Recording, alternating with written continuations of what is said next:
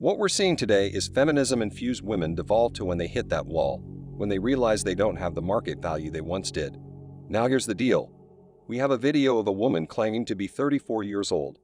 In this video, she's basically saying her struggles are dealing with modern relationships, having to deal with dating apps in order to find men, and she has a very narrow window of men she believes would be valuable to her and would deem her.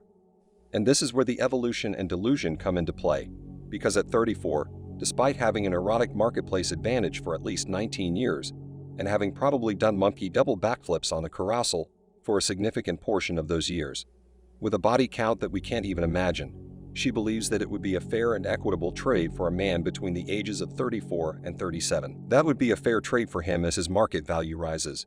And she of course would have standards. He must have a home, a stable job, a good income, and so on. See, this is a delusion, and a lot of women, unfortunately, are dealing with it. Some women understand it because they know time is not on their side, and they know they're going to be in the Hail Mary buzzer beater. Unfortunately, market value does not favor them and marriage is declining. Men aren't in a position to marry and aren't willing to marry if they are. So what women need to understand right now, especially in this age bracket, is that it's almost too late. They believe that men should be in some sort of emergency because they're about to throw their last good egg. This is the reality. There will always be an exception to the rule in this case, and the exception will be one of her friends who will have some success on these dating apps. See, she'll compare herself to her friend, and then she'll look around and say, "Hey, I'm a little bit better than that. I should be able to find a man as well." You have no idea what that friend is up to, or how many times she has cooked for that man. But this woman, and many women like her, are prudes. They're arrogant. They think they don't owe you anything. They think you should be taking them out on extravagant dates. You should bend over backwards for them when you have the advantage, and this is only when men carry themselves. As if you're kidding me. Let me tell you something. She may appear attractive with all of her makeup, extensions, and blonde hair, but at the end of the day, the question is always, what value do you bring to me? I never have a peace leave, but almost everyone else has a peace leave, and the men in her age group that she's looking for. That man has access to women 10 to 12 years younger than you. Sometimes these women will walk around saying they're not going to settle. But what you want a man to do in a better position is settle for you, all right. You're not going to settle, but you want someone to settle for you. And here's the deal. There should be an age difference. The appropriate thing for postmodern or pre-modern feminist women is an age gap where she should trade herself earlier on for a younger man. So if you're 18, that'll work out to a certain extent. You can find your Prince Charming, have a family, and be divorced and back on the plantation in 10 years.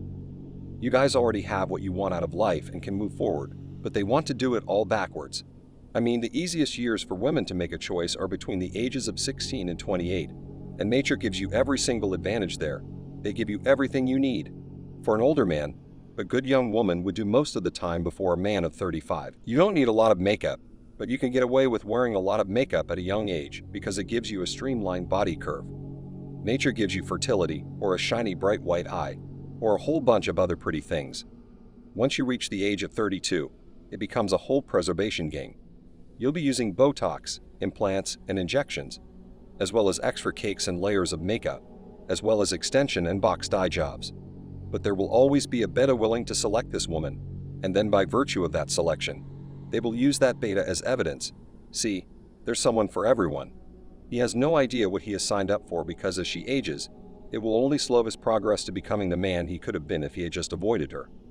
She has a lot of emotional issues, and he needs to understand that she doesn't have so many good years to give that man. Most guys will settle because they don't know any better about themselves, and they don't understand how this will delay his real growth as a man.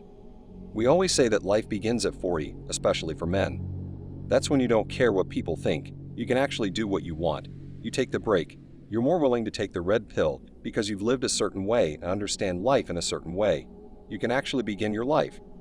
If he's at 34, 35, or 36 and marries her, he won't be able to take the red pill because he's still trying to fulfill the blue pill fantasy for someone who has been the clock and struck midnight on her.